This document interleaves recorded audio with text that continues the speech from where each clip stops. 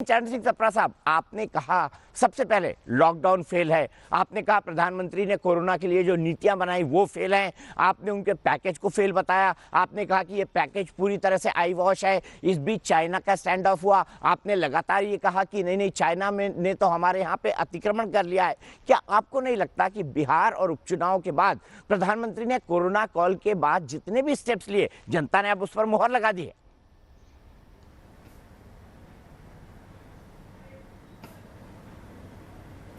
नहीं, देखिए दीपक जी, इस तरह से नहीं कहा जा सकता, क्योंकि कोरोना का विषय जो है वो ये नहीं हम कह सकते कि बिहार का जो नतीजा आया वो एक नेशनल रेफरेंडम बन गया है। इस तरह की बात हम नहीं कह सकते हैं। अनेक कारण है उसमें। अगर प्रधानमंत्री इस तरह से कहते हैं कि हमने कोरोना में बहुत अच्छे काम किए, जिस तरह से उन्होंने अभी अपने भाषण में भी वक्तव्य पूरा उसी पे किया है। क्या कहा? मैंने कहा उपचुनाव भी आप देखिए, चाहे कर्नाटक हो, चाहे मध्य प्रदेश हो, चाहे गुजरात हो, ये सारे राज्यों में, उत्तर प्रदेश जहां पर हाथरस का इतना बड़ा इंसिडेंट हुआ था, सभी जगह थंपिंग मेजॉरिटी मिली है भारतीय जनता पार्टी को।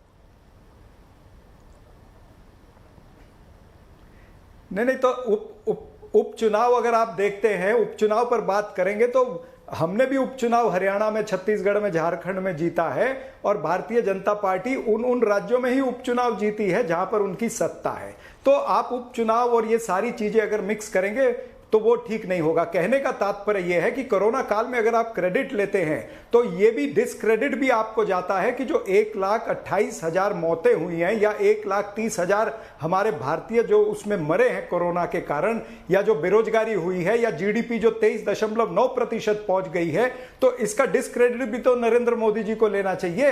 इसकी जवाबदारी किसकी तय होगी? मौजूदा सरकार की तय होगी ना। जो बेरोजगारी हुई या जो महंगाई हुई है, जो आज पेट्रोल के दाम बढ़े हैं, ये जवाबदारी किसकी है? तो आप एकमात्र राज्य के चुनाव को या उपचुनाव किसी राज्य में कहीं 1 हुआ, कहीं 4 हुए, कहीं 7 हुए, कहीं 28 हुए, उनको देख करके आप एक नेशनल रेफरेंडम बनाएंगे तो मेरे ख्याल से ये उचित नहीं होगा।